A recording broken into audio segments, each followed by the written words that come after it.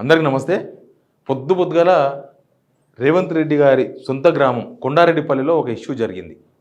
ఏంది ఆ ఇష్యూ అంటే, ఆ ఊరిలో పరిస్థితులను తెలుసుకోవడానికి, ఆ ఊరిలో రైతులతో మాట్లాడడానికి పోయిన ఇద్దరు మహిళా జర్నలిస్టుల మీద అటాక్ జరిగింది. కొన్ని వీడియోస్ బయటకు వచ్చినాయి. కొన్ని వీడియో తీసే అవకాశం కూడా లేదు. ఎందుకంటే వాళ్ళు కెమెరా గుంజుకున్నారు, ఫోన్లు గుంజుకున్నారు. ఇంకా వాళ్ళను బురదలో నూకేసిర్రంట.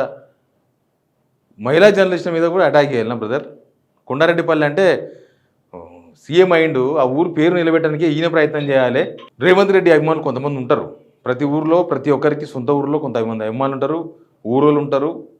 ప్రతి ఊరిలో ఉన్నట్టే ఆ ఊరిలో కూడా ఉంటారు. వాళ్ళు ఎవరో సీఎం అయింది కదా రేవంత్ రెడ్డి, ఆయన దృష్టివాడికి కొంతమంది యువకులు అత్యుత్సాహం చేసినట్టుగా కనిపిస్తుంది. నేను చూపిస్తా ఒకసారి చూడండి.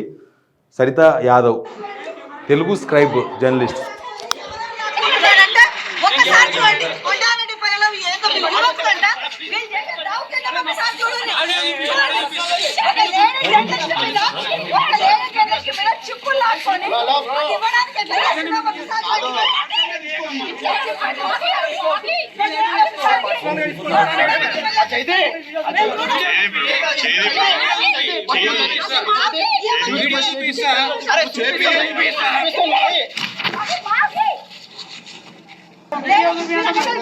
కెమెరా తీస్తున్న ఫోన్ కూడా గుంజుకున్నారు. ఇప్పుడు అట్లా వస్తున్నాయి విజువల్స్.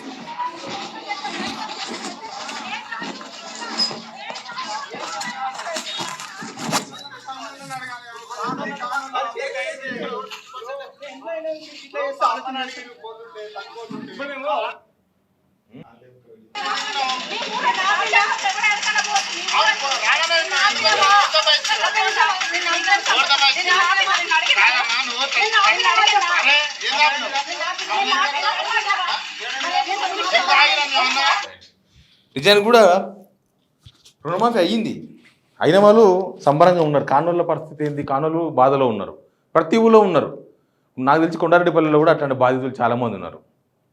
అన్ని ఊర్లో అంటే అసలు కొంతమంది చాలామందికి ఆసక్తి ఉంది. ఏంటంటే మా ఊర్లోనే ఇట్లా అయిందా, లేకపోతే సీఎం సొంత ఊర్లో కొండారెడ్డిపల్లి కూడా అట్లా అయిందా? మా ఊర్లో 100 మంది రైతులు ఉంటే 10 మందికో 20 మందికో 30 మందికో అయింది. మిగతా వాళ్ళకి కాలేదు. ఆ బ్యాంకు చుట్టూ తిరుగుతున్నారు. వాళ్ళు ఏదో రీజన్ చెప్తారు, కాలేదు. అన్ని ఊర్లో ఇట్లా అయిందా, సీఎం సొంత ఊర్లో కూడా ఇట్లా అయిందని తెలుసుకునే ప్రయత్నం ప్రతి ఒక్కరు చేస్తారు కదా. యాజ్ ఏ జర్నలిస్టుగా ఇద్దరు మహిళా జర్నలిస్టులు ఆ ఊరికి పోయినరు. అయిన వాళ్ళు అయిందని చెప్తారు, కానోళ్ళు కాలేదని చెప్తారు. అంటే మీడియా అయితే సీఎం సొంత ఊరికి రాకూడదని ఉందా? సీఎం సొంత ఊరిలో పర్మిషన్ తీసుకొని పోవాలని ఎవరిదన్నా? అది తెలంగాణలో ఉందా కొండారెడ్డిపల్లి, లేకపోతే ఇంకా వేరే ఏమన్నా బార్డర్లో ఉందా? ఎవరిదైనా పర్మిషన్ తీసుకొని పోవాలి? కేంద్ర హోంశాఖనో రాష్ట్ర హోంశాఖ పర్మిషన్ తీసుకొని పోవాల్సిన అవసరం ఉందా? వాళ్ళు ఒంగూరు పోలీస్ స్టేషన్ కేసు పెట్టినారు. ఇప్పటిదాకా కూడా కెమెరా ఇవ్వలేదు, ఫోన్లు ఇవ్వలేదు. ఒక కెమెరా 2 కెమెరాలు ఉంటే ఒక కెమెరా గుంజుకున్నారట. ఒక మహిళా జర్నలిస్ట్ ఫోన్ గుంజుకున్నారు. ఒక అమ్మాయిది ఉంది, ఇంకొక అమ్మాయిది గుంజేసుకున్నారు వాళ్ళు. మరి వాళ్ళు కాంగ్రెస్కు సంబంధించిన వాళ్ళ, రేవంత్ రెడ్డి ఇంట్లో, రేవంత్ రెడ్డి చుట్టాల, రేవంత్ రెడ్డి బంధువుల, రేవంత్ రెడ్డి దోస్తుల, ఎవరో తెలియదు. ఇప్పటిదాకా ప్రభుత్వం కూడా స్పందించాలి. మహిళా జర్నలిస్ట్ మీద జరిగినప్పుడు ఖచ్చితంగా స్పందించాలి గవర్నమెంట్. వాళ్ళ ఊరోలే కదా, పిలిపియాలి, చెప్పాలి. పొద్దుగా లేస్తే మొత్తం మహిళలను ఉద్ధరించమని మాట్లాడాలి కదా. మహిళా కమిషన్ కూడా ఈ కేసును అవసరమైతే సుమోటోగా స్వీకరించి వాళ్ళని పిలిపించి విచారణ జరపాలి. వీళ్ళు ఒంగూరు పోలీస్ స్టేషన్లో ఉన్నారు. పోలీస్ స్టేషన్లో ఏం న్యాయం జరుగుతుందో తెలుసు కదా మీకు. పోలీస్ స్టేషన్లో ఎట్లాంటి న్యాయం జరుగుతుంది? ఇప్పుడున్న సిచ్యువేషన్లో పోలీసులు ఫ్రెండ్లీ పోలీసింగ్ పోయింది. ఎవరికైనా ఉంటుంది. అంతకుముందు కేసీఆర్ ముఖ్యమంత్రిగా ఉన్నప్పుడు ఆయన farm house Erravelli farm house, Erravelli media అంతా ఎర్రవెల్లి పోయి ఆ గ్రామస్తులతో మాట్లాడి ఆడ డబుల్ బెడ్రూమ్ ఇల్లు కట్టించిర్రా, అసలు డ్రైనేజ్ ఎట్లా వేసిండ్రు, లేదు. అప్పుడు చాలా ఇబ్బంది ఉండే ఆ ఊర్లో. డబుల్ బెడ్రూమ్ ఇల్లు ఇచ్చిండ్రు, తర్వాత డ్రైనేజీ లాంటిది, తర్వాత మంచినీళ్ళు, కరెంటు లేకపోతే అవన్నీ మీడియా రిపోర్ట్ చేసింది. అంతెందుకు చింతమడక పోలేదా మీడియా? చాలామంది చింతమడక పోయి గ్రౌండ్ రిపోర్ట్ చేసిండ్రు. చింతమడక ఏం చేసిండు కేసీఆర్ అని. నిజంగానే చింతమడకలో ఇల్లుకు 10 లక్షలు ఇచ్చిండా? 10 లక్షలు ఇస్తే వాళ్ళు ఏం చేసిండ్రు? చింతమడక అన్ని ఊర్ల లాగానే ఉందా, ఇంకొకలాగా ఉందా? కేసీఆర్ సొంతూరు కదా. చేస్తుంది మీడియా అనేది. ఇంట్రెస్టింగ్ పాయింట్స్ని జనాలకు చూపించే ప్రయత్నం చేస్తుంది. జనాల బాధను ప్రభుత్వం దృష్టికి తీసుకుపోయే ప్రయత్నం చేస్తుంది. నిజంగానే ఇక్కడ కొండారెడ్డిపల్లిలో కూడా ఏం జరిగింది, నిజంగానే అందరికీ రుణమాఫీ అయిందా? ఏమైనా సీఎం తను సొంతూరు కాబట్టి ఆ సొంతూరులో గాడికి మొత్తం చేసిండా? ప్రతిపక్షాలంతా మొత్తుకుంటున్నారు కదా 40% కూడా కాలేదని రుణమాఫీ. మరి అక్కడ కూడా 40% కూడా కాలేదా నిజంగానే? లేకపోతే స్పెషల్గా ఆ ఊరి కాడికి మొత్తం ఉన్న రైతుల కాడికి రుణమాఫీ చేసిండా సొంతూరు కాబట్టి? తెలుసుకునే ప్రయత్నం చేస్తే తప్పే ఉన్నది. అంటే ఇప్పటి నుంచి ఏమైనా ఉంటే ఉన్న రిపోర్టర్లు మహిళా జర్నలిస్టుల మీద అట్లాంటి పరిస్థితి ఉందంటే ఇక మిగతా ఎవరైనా గుర్తులేని పర్సన్స్ ఎవరన్నా పోతే ఇంకంతే కొట్టేటట్టున్నారు మొత్తం కింద మీద వేసి. దీని మీద ముఖ్యమంత్రి స్పందించాలి. ఆయన సొంతూరులో జరిగిన సంఘటన, వాళ్ళ సొంతూరులో జరిగిన సంఘటన ప్లస్ మహిళా జర్నలిస్ట్ మీద జరిగిన దాడి కాబట్టి ఈ ప్రభుత్వం స్పందించాల్సిన అవసరం ఉంది. అవసరమైతే వాళ్ళని అరెస్ట్ చేయాలి, లోపల తీసుకొచ్చి ఆడ ఎవరైతే లొల్లి పెట్టినరో, ఎవరైతే వీళ్ళ ఫోన్లు గుంజుకున్నారో, వీళ్ళ కెమెరా గుంజుకున్నారో, ఎవరైతే వీళ్ళను తోసేసే ప్రయత్నం చేసినారో వాళ్ళని ఖచ్చితంగా, లేకపోతే ఇంకా మీడియా మీద దాడులు జరిగితే కూడా లైట్ తీసుకుంటే రేపు ఇంకా చాలా జరిగే అవకాశం ఉంటుంది. ఆ జరిగిన అన్నిటి కూడా ప్రభుత్వమే బాధ్యత వహించాల్సి వస్తుంది. అట్లా కూడా ఉంటుంది, ప్రభుత్వమే బాధ్యత వహించాల్సి వస్తుంది. లేకపోతే ఏమన్నా ఆర్డర్ జారీ చేసిండ్రా కొండారెడ్డిపల్లిలా, కొంతమంది ఏమైనా నియమించిండ్రా?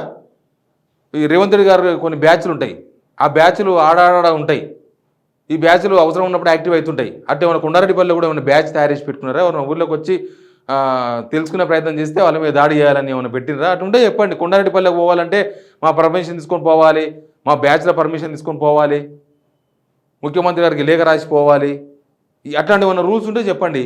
కొండారెడ్డిపల్లెకు పోవడం ప్రతి ఒక్కరి హక్కు. ఎవరు ఎక్కడైనా పోతారు, మీడియా ప్రాథమిక విధి తెలుసుకుంటారు, పోతారు, తప్పే ఉన్నది.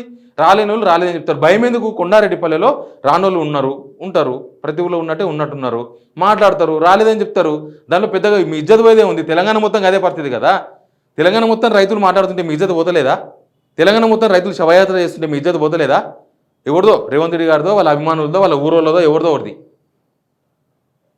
రేవంత్ రెడ్డి మమ్మల్ని మోసం చేసిన రైతులు మాట్లాడుతుంటే మీకు ఏమనిపిస్తలేదా?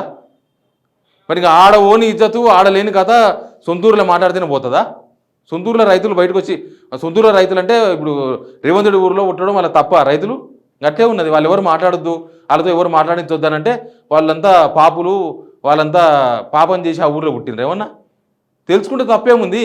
లేకపోతే మీరే ఒక శ్వేతపత్రం విడుదల చేయండి. కొండారెడ్డిపల్లిలో ఇన్ని అకౌంట్స్ ఉన్నాయి, ఇంతమంది రైతులు ఉన్నారు, ఇంతమందికి ఇచ్చిరని అందరికి ఓపెన్గా చెప్తే అయిపోయాయి కదా.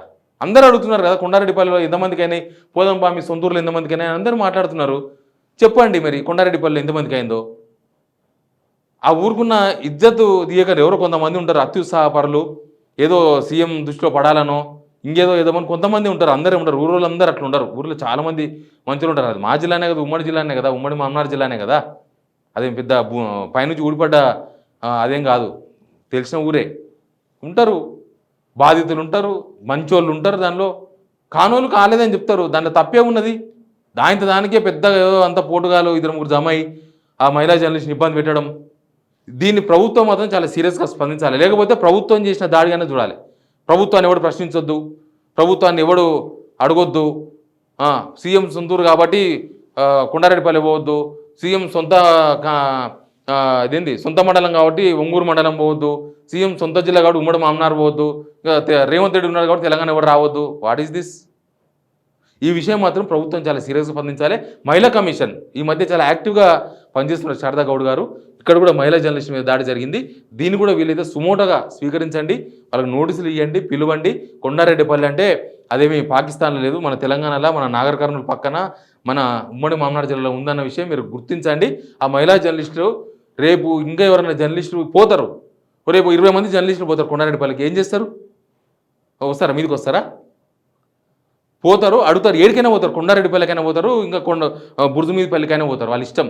ఏడికైనా పోతారు, విషయం ఉంటే తెలుసుకొని జనాలకు చెప్తారు. దీనిలో మీరు ఎందుకు భయపడుతున్నారో, ఎందుకు ఇట్లాంటి అటాక్స్ చేపిస్తున్నారో కూడా జనం చూస్తారు. కానీ అర్థమైతే లేదు, ఇది కరెక్ట్ కాదు. ప్రజాస్వామ్యంలో ఉన్నాం. నిజంగా జర్నలిస్టుల మీద దాడులు అనేది ఎప్పుడు పెద్దగా మనం తెలంగాణ వచ్చిన తర్వాత చూడలే, ఎప్పుడు జరగలే. సరే మాటలు సూటిపోటు మాట్లాడము, లేకపోతే ఇంకేదో చేసి ఉండొచ్చు, కానీ గవర్నమెంట్ మరి అటాకులు చేసేదాకైతే పోలే. అటాకులు చేస్తున్నారంటే ఇక మనం ప్రజాపాలన, ప్రజాస్వామ్యం ఇవన్నీ చెప్పుకోవడం వృధా. దీని మీద సీరియస్గా ప్రభుత్వం స్పందించాలని కోరుతున్నాం. Please subscribe signal TV.